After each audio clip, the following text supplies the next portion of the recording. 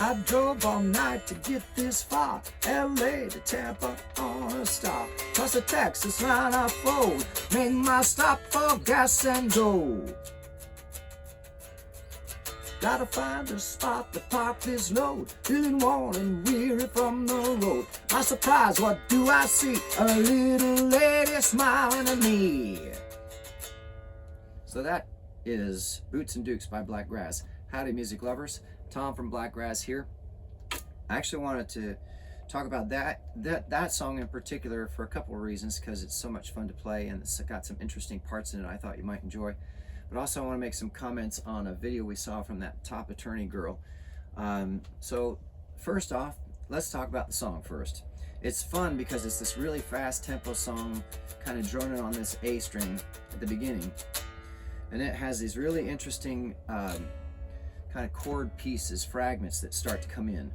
And I don't want to sing, so I want you to hear what the chords are, because it's really unusual. It comes to an A major with the 7, and then this up on top, which is the minor third up on top. I think that's the 11th, or it's not the 9th, so it's got to be the 10th or 11th or whatever, something like that.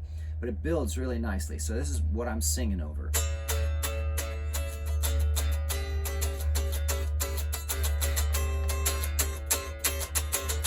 All with that open A droning, with a clean sound. And with that energy and that rhythm, it doesn't sound like country, it doesn't sound like blues, it doesn't sound like a jazz tune with that chord in it. It could be a jazz song, but it feels more rock, more frantic, more energetic. But then it goes to this turnaround. Right, well, what is that? Well, it's just a C chord with the 2 on top. So it's a C9 and a D9, if I'm not mistaken. If somebody knows better, then correct me in the comments. So that keeps it kind of in the pentatonic area, but it's still got that interesting 9 on top of it with the high A as well. So it's got this really nice full big chord sound in a rock feel.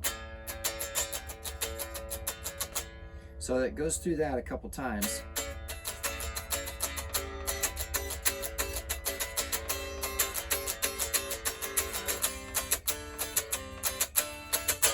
And then it goes to the chorus, which hits that open E string really hard, all upstring. And because when you're coming down on the rhythm, it's going to be this, I think it's a E9 with the 11 on top, or it's basically the Jimi Hendrix Purple Haze chord, if you're familiar with that. Right here is the part that I love, because that's straight out of Murder by Numbers by the Police, Andy Summers. So going straight from this chord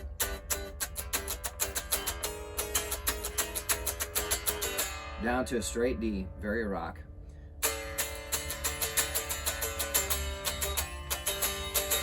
Now what did I just do there? Basically I played a G chord with a C in the bass, F in the bass, G in the bass to an A. Now if you notice, I hit pretty hard too. So basically the whole part sounds like this. If I start from the verse,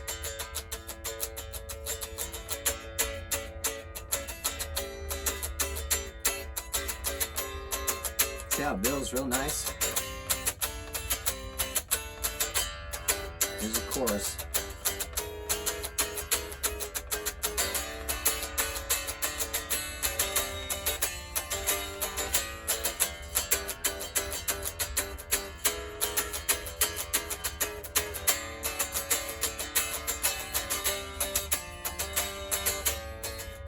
And then it does the hook of the song, which is to say cowboy boots and Daisy Dukes. She wore cowboy boots and Daisy Dukes. She wore cowboy boots and Daisy Dukes. She wore cowboy boots and Daisy Dukes. So there's a lot of really cool stuff going on in that song, and actually that song is a good example of what the name Blakgraz actually means. It's a combination of, you know, rock, bluegrass, country, jazz, folk, reggae, everything that I could sprinkle in here and there. I was trying to just grab all these different styles of music that I like and put them into one sound, one band, one music thing, right? So that song is a really good example of that experimentation, trying these chords into, and then the chorus this really strange chord here. I don't even know what that's called, so probably Zach Lepresti can tell me what it is. To D, C, G over C, G over F, G over G, so G to A. And then basically a riff-driven hook.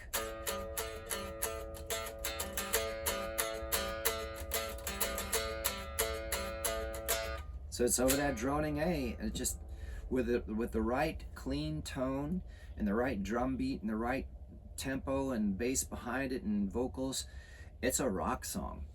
Isn't that the one that someone told you is a little repetitive? Well, yeah, that's, you know, but we're not gonna revive that. I mean, well, that's most songs. Saturday by Elton John. Every other song is repetitive because that's the whole point of the hook, is to grab people and pull them in emotionally. Well, yeah, I mean, repetitiveness is required in everything, and people, every song on the planet is repetitive. So the critic that actually gave us that review basically said a lot about themselves, that they're very new to music, that they haven't had a lot of experience with music. And while I appreciated the nice things that they had to say, the criticism was that it was repetitive. I'll take that as a compliment. Thank you very much, because that's exactly what you're supposed to do, especially if you want people to remember your songs. So anyway, that's Boots and Dukes by Blakgraz. A funny thing about the name too, because I'm singing, she wore cowboy boots and Daisy Dukes. She wore cowboy boots and Daisy Dukes. I was going to call it Cowboy Boots and Daisy Dukes, but one time at a show, I asked the audience, hey, what do you think would be better for the name of this new song? Cowboy Boots and Daisy Dukes, or just Boots and Dukes? And they went unanimously with Boots and Dukes. Didn't Taylor, our friend, say the same thing when you asked him? Taylor Williams actually was the fellow who inspired the That's song. right, apologies. He didn't help name it. He helped write it. We were talking one time when we were visiting with our friend Taylor Williams, and Ashley was down too, or maybe she wasn't down. He was a business trip. I think he was down for business. And it was in San Antonio, and Taylor, something came up, and he's like, Cowboy Boots and Daisy Dukes, and he goes, boy, you know, you should make that a song. That'd be a real good hook. And I just went, ding, yes, that's going to be a song. And so I went and I turned it into a song, thanks to Taylor. Thank you, Taylor. So there it is again. You never know where the inspiration is going to come from. So speaking of inspiration, we watched the female top attorney, I can't remember her name. Top Music Attorney channel on YouTube today. And boy, I couldn't disagree with her more. I'm not a big fan of attorneys in general. I don't know if y'all are familiar with the joke about attorneys, right? You know the difference between attorneys and sharks? Sharks don't eat each other as a professional courtesy. Now, the real challenge with an attorney is that when you really dig into what it means for someone to say they're an attorney at law, it means that sort of like you're at the river, but you're not in the river because you're not swimming. You're just at it. You're next to it. So at law means you're not actually practicing in law. You are next to the law, which means you're not really law. You're something else. And I won't get into that too deep. The next part, of course, that makes it a little untrustworthy with an attorney, and she seems like a nice individual, just maybe a little misguided, is that they're all officers of the court, so they have no real interest in you, the client. Their first primary directive as an attorney sworn to the bar with a secret oath, every bar attorney swears this, to the Bar Association first. Then they're an officer of the court. So in terms of priorities, they're sworn to the bar first, which is owned by, London. The bar is out of London, even though there's an office that's based out of Indiana. It's still a foreign agency operating on American soil. You just go look it up. It's all there in paper, on black and white. But then their next loyalty, at first they're sworn to the Bar Association with a secret oath. Their next loyalty is to be sworn as an officer of the court, which is in conflict with their first secret oath, which is why the oath to the bar is secret. So that second oath of loyalty goes to the court first. Then their next loyalty falls to the community, right? And then their last loyalty is to you as a client. So in terms of priorities, when it comes down to working with an attorney or using an attorney, They have no real interest in what happens to you, whether you're guilty or innocent. And actually, thanks to the CRIS system, Court Registry Investment System, they actually make money whether you win or lose. And worse, that they'll put you in jail because the judge said, you know, you're found guilty. So they'll sign off because you've hired an attorney because you're an invalid and can't speak for yourself and can't handle your own adult matters. So there's my first challenge with this young lady. And if she doesn't believe me, you just send me a comment or a direct message and I'll show you the paperwork that proves what I'm talking about is right. She doesn't know her status. She doesn't even know where law actually comes from. So that has had a kind of a filter for me. I've had to apply a filter with the things that she says. Now, I like her and she works hard and she seems to have the best interest in mind for artists that she represents. But the fact of the matter is, when it really comes down to brass tacks, she is sworn under oath by the bar and her loyalty to the court and then the community and her clients last. That's the order of things. You can go look it up in any law dictionary and any court precedents and any bar association rules. In fact, here's a really interesting one. Every time you go into a court, they consider it a private bar matter. So you are actually entering into the bar association's jurisdiction if you agree to use an attorney. But that's a whole different topic. What does that have to do with this video? Well, in this video, she was talking about how, you know, it's impossible to make a living as through streaming or online services as a musician, and it's not fair. And she showed this. Anytime somebody says fair, a red flag goes up for me. She showed these clips from the lead singer from Garbage, and as much as I love their music, they're part of the industry. I mean, she may be, you know, speaking out and rebelling against, but so did Rage Against the Machine. And then they were like, get your jab or you can't come see our shows. So instead of Rage Against the Machine, they're raging for the machine. So all it takes is the flip of a switch, and basically that switch is money. So every single time you see an artist start to speak out against something, you watch what happens when the money starts to get cut off. Oh, wait a minute, I didn't mean it that way.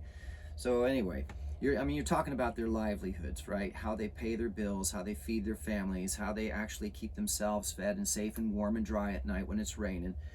So sure, there's to be some comprehension about the pressures that they feel. So anyway, my point is, this top music attorney lady showed a video of the singer Garbage bitching about how young artists aren't getting paid enough that they can actually afford to make a living off of music.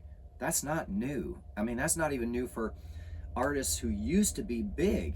You go back to the 50s and the 60s, and they were signing contracts where record companies were making hundreds of millions of dollars, to this day still making money off their music, and they weren't getting paid at all. In fact, it was so bad.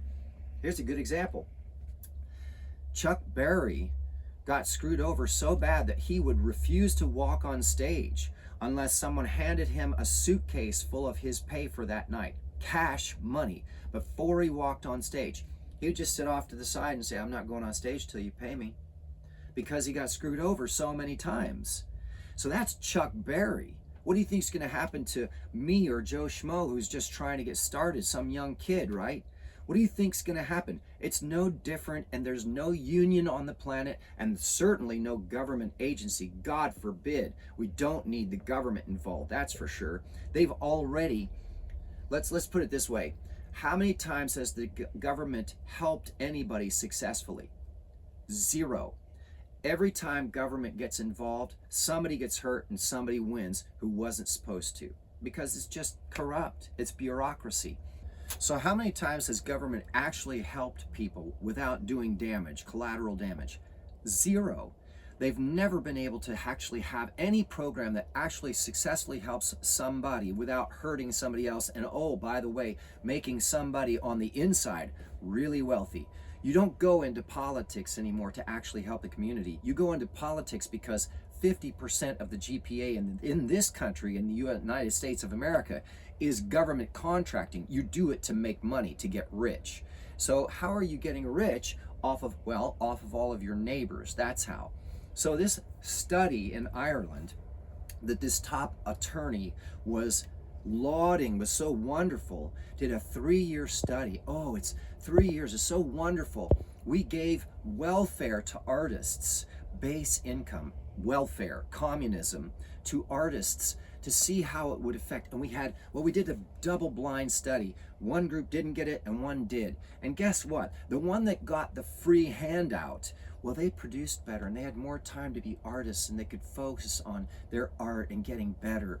That's still stealing from your neighbor to give to somebody who can, for whatever reason, can't seem to manage their own personal affairs. I mean, that's why you need attorneys in the first place, is because you don't know how to manage your own personal affairs. Now I'm getting off on a different tangent. So basically the idea here is you cannot name one time that communism, socialism, or however you dress it up and call it, has ever helped a country or a nation or a planet. Every time you steal from somebody else and give it to somebody else who doesn't deserve it, that is theft.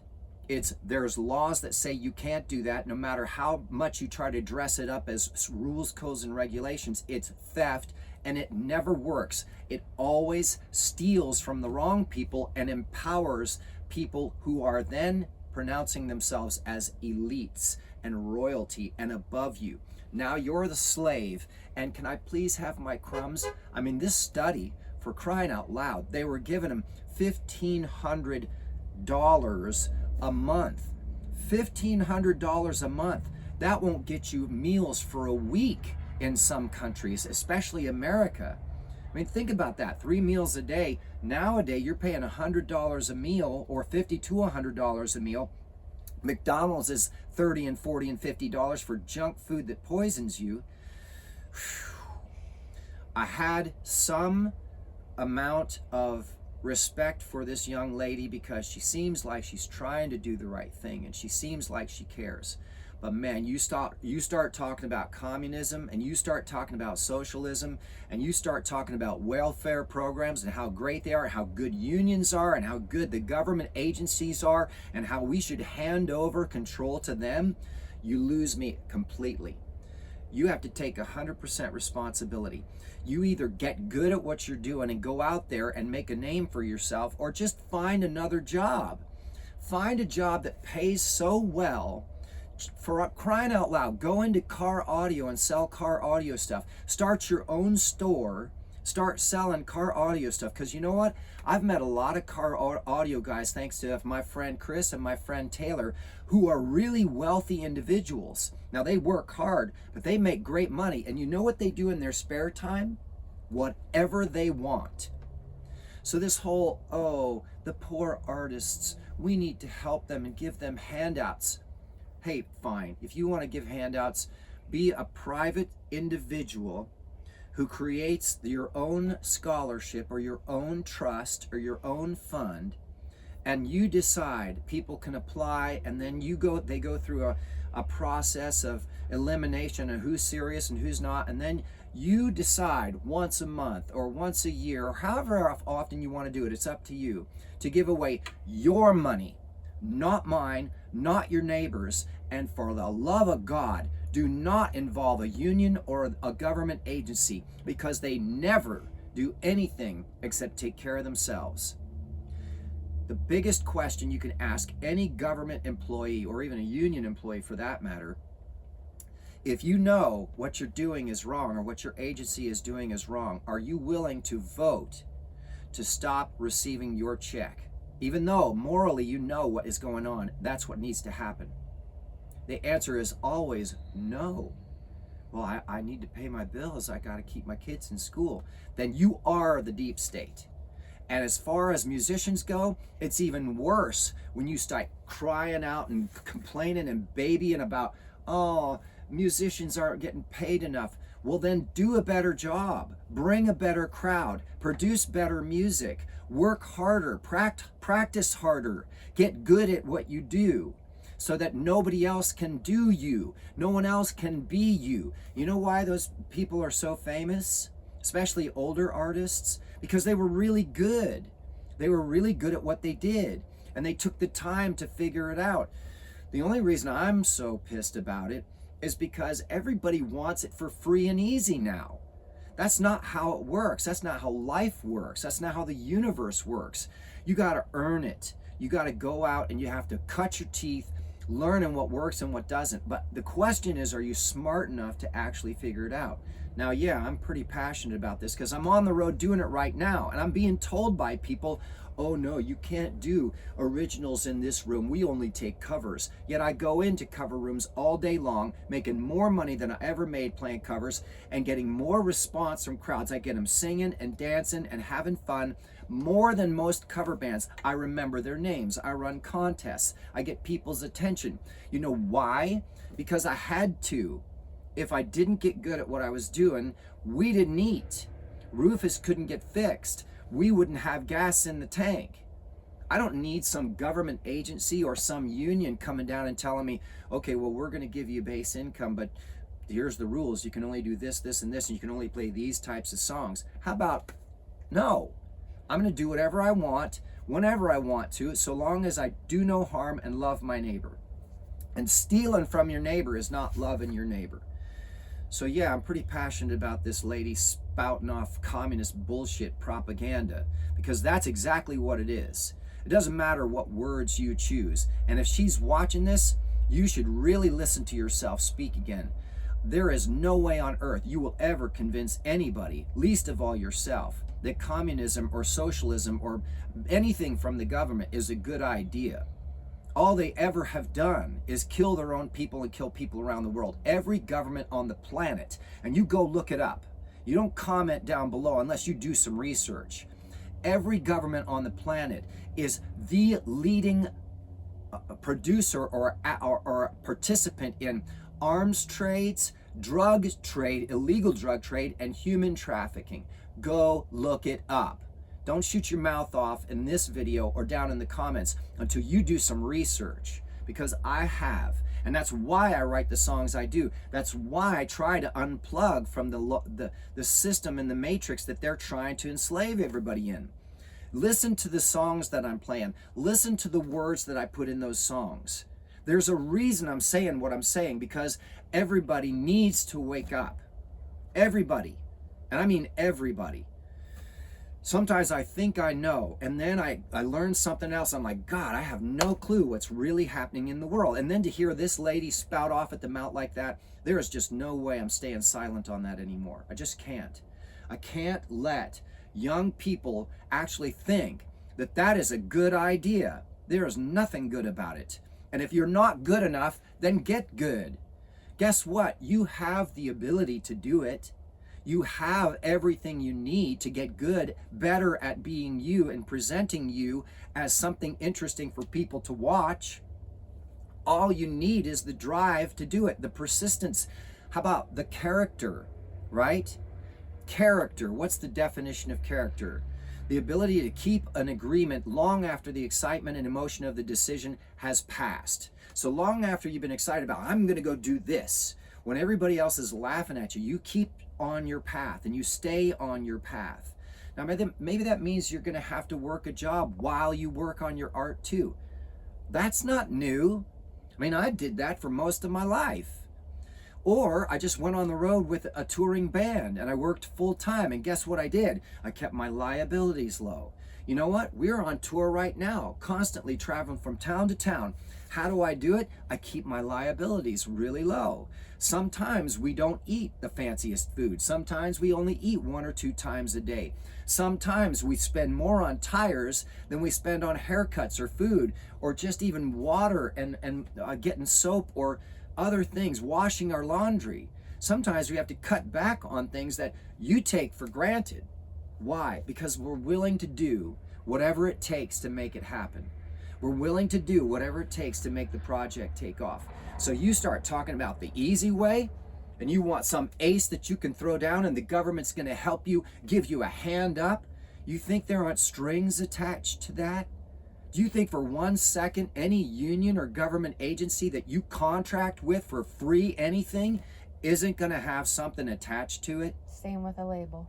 Same with record companies. Most. You sign with a record company and oh my God, the strings they ensnare you in. It's a spider's web and you'll never get out of it.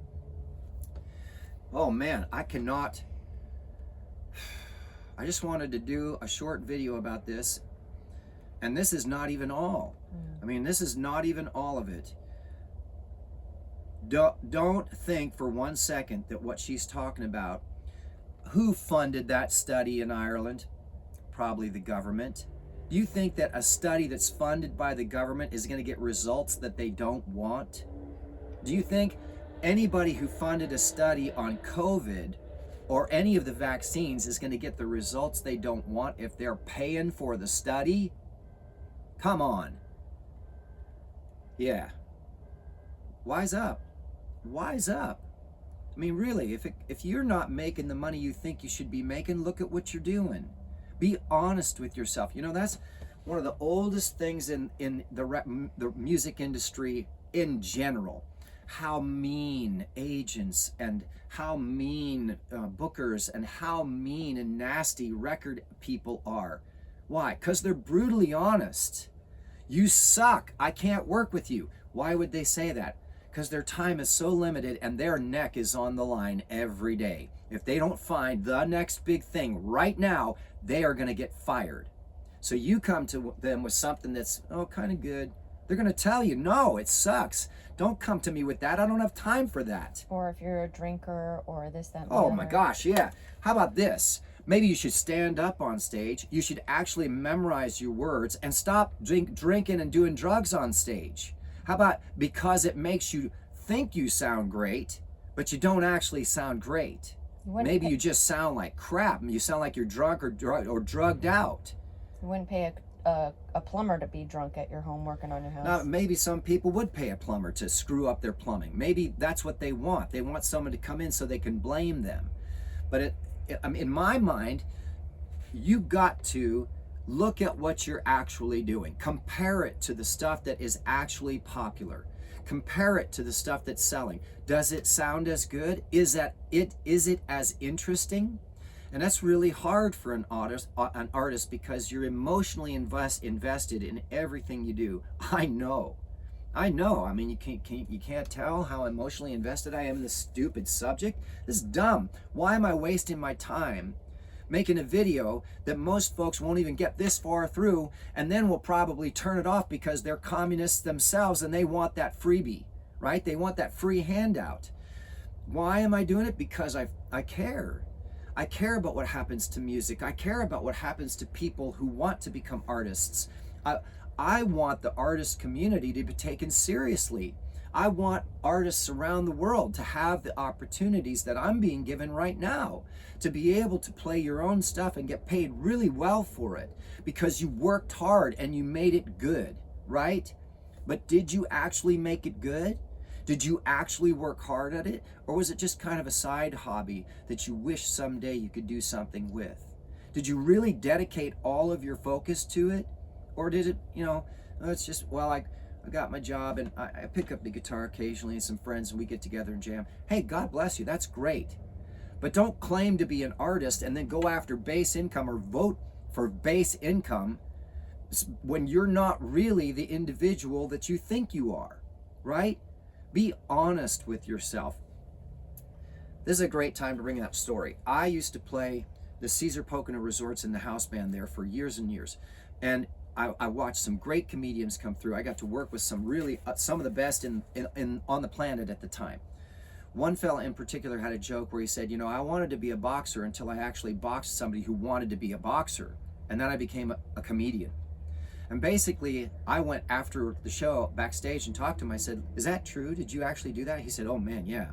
I thought I wanted to be a boxer until this guy hit me and I thought I was gonna die. He hit me so hard and shook my skull like I've never been hit before. And I decided, no, I don't want to die. He was going to kill me. He was gonna break my neck or break my spine or shatter my skull. He was that strong. And he said that was the difference between someone who thinks they want to be a boxer and someone who really wants to be a boxer.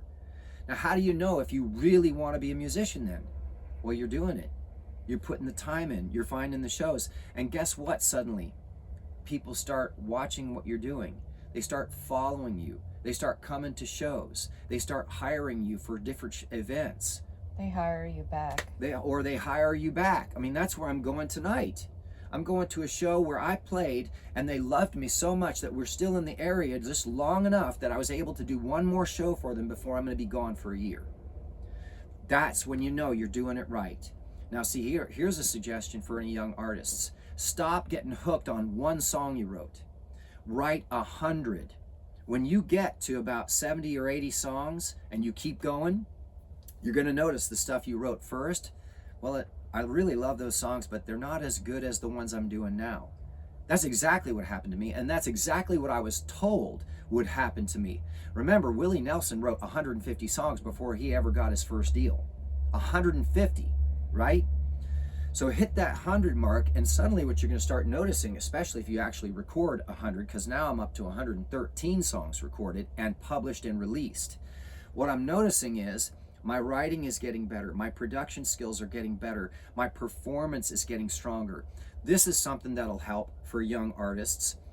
I'm playing my originals at shows now, and I know the songs so well that I know how the audience will react to them as if they're a cover song that I've played with my whole life. You know that people will get up for old time rock and roll. Well, I know people will get up and dance for Boots and Dukes. People will, especially my new song, You Will Be Amazing, I know for sure people will get up and dance on that song. So if I want people up and dancing, I play that song. I know what's going to happen. Just like any good cover song. Just like any good cover song. If people are into country, I know exactly which one of my songs to sing. If they like Hank Williams or they like George Jones or they like somebody else, I know exactly which one of my songs to play because they're going to like it, because that's exactly what I was going for in that song. That confidence only comes from writing and producing and recording enough songs and then playing them out enough times that you see how people respond. There are, God, I don't know, at least a third or a 40% of my songs that I love, but I won't play them live because I saw people not respond to them. They liked them, but not as much as the others. So when I go into a new place, I play the ones I know for sure people are going to like because I've got enough to pick from. If I did a show where I could do 2 sets and people could come early and see stuff that I want to play, and then they get to hang out with me, right? It's some kind of private thing, and then do the regular show. Then I could play those songs that I don't normally play. And in fact, I did that at that private party in Elton for Jeff and Beth. Yep. I did that. I got out there early, about an hour and a half to 2 hours early, and started playing through things that I haven't played in forever. And what did I get? From in the kitchen, Beth, sounds really good out there. So it's like, okay, so some people may still like them. I might experiment with them at certain places and see if I can fit them in. But the main show is still the songs that I see audience after audience and show after show where people definitely like these songs. These are the ones they like. The head turners. Yeah, all the head turners. That's how you do it. You don't sit around waiting for a handout so that you can be all philosophical about music. And you certainly don't listen to a government agency or a union, or worse, an attorney, an officer of the court, with all the best of intentions that she might have. My God, take everything she says with a big, huge grain of salt, a big spoonful, maybe even a shovelful of salt. So I guess I should stop there. This has been a heck of a rant, and I really hope that I've offended a few people, but maybe it woken up a few others. Maybe you lit a fire under their ass. Yeah, maybe you got a fire under your butt and you'll do something about it. Maybe you'll actually go do some research and just, instead of just spouting off at the mouth in the comments, which I'd be curious to see if anybody has the guts to do that. I've got all kinds of documents and all kinds of books and all kinds of research that you can go and actually read, actually look and see. Legal books, Black's Law Dictionary, court precedents, equity, superior titles, commerce, trust law. I've studied all that stuff. So when she says, the law says, and the law, it's not law. She's not, I don't want to get into that. If there's any doubt about whether what I'm saying is true or not, look at the results. I'm on tour around the country, playing 2 or 3 nights a week, and making more money than I've ever made playing covers, doing a full original show, and being asked back everywhere I go. And our name, the Blakgraz name, is growing like crazy. I don't want a union. I don't even want BMI or ASCAP. And people say, that's crazy. You've got royalties waiting, I bet. You know what? I don't want that. It's pittance. Because if I contract with them, strings come along with that. My songs are protected, they're copyrighted, they're published, and I go through DistroKid and I'm fine with that. I want to make money at live shows. I want to make money at merch. I want to make money meeting people who are excited to hear my songs. I don't need to milk some venue because they're having a cover band playing Blakgraz. I don't need that. What I need are for folks to actually just come to shows and listen to these videos and listen to songs and have fun with my music. I mean, that's really what I want. It'd be really nice if none of us had to deal with a monetary system at all. And I'm not talking about communism. I'm not talking about utopia. I'm talking about learning how to build a society that actually encourages folks to be able to go after their passions and not be required to pay for anything. But that's a whole different video, so we won't get into that. Anyway, so Tom from Blakgraz here, off the soapbox. Thanks everybody for listening. Please check out our CDs online, check out our merch online, check out our merch, our handmade t-shirts and beer koozies at the shows. Come to a show. Come to a show. That's all we ask. Come to a show. Yeah, come to a show. Watch these videos. Comment. You don't like it, tell me. It'd be interesting to see what you have to say. I'm not all-knowing. I certainly don't know everything, but I am very, very strongly opinionated about what she was talking about. Man, I cannot even begin to express how strong my opinion is about that. Communism never works. There's not one example of it in history of it ever doing anything but decimating people and places. And all of those people were good people and they didn't deserve that. It's just theft. It's just legalized theft. That's all it is. Anyway, I better stop there or this is going to be way too long, this video. Thanks everybody for tuning in. Hopefully I'll see you at the show.